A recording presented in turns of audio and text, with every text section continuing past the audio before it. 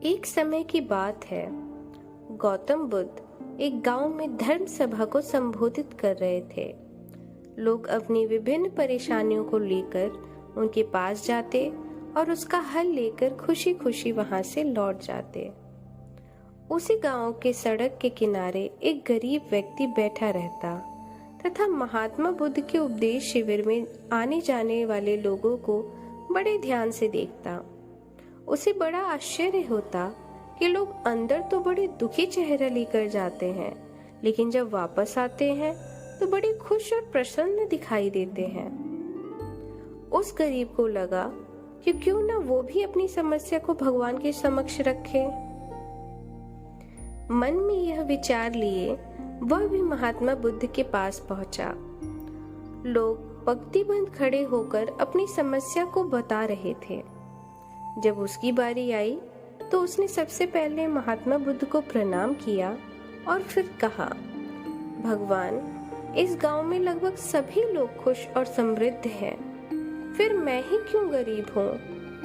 इस पर उन्होंने मुस्कुराते हुए कहा, तुम गरीब और निर्धन इसलिए हो क्योंकि तुमने आज तक किसी को कुछ दिया ही नहीं।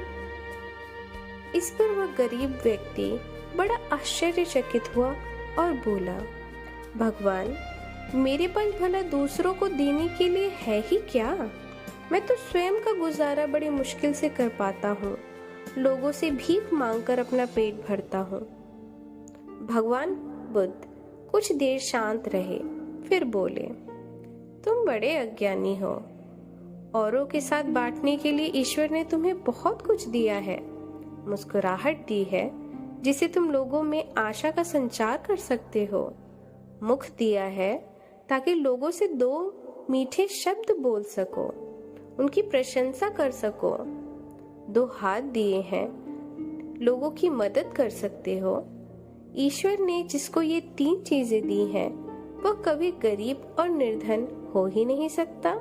निर्धनता का विचार आदमी के मन में होता है, यह तो एक भ्रम है, इसे निकाल दो।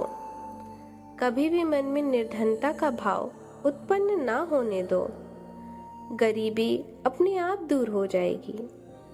भगवान बुद्ध का संदेश सुनकर उस आदमी का चेहरा चमक उठा और उसने इस उपदेश को अपने जीवन में उतारा, जिससे वह फिर कभी दुखी नहीं हुआ।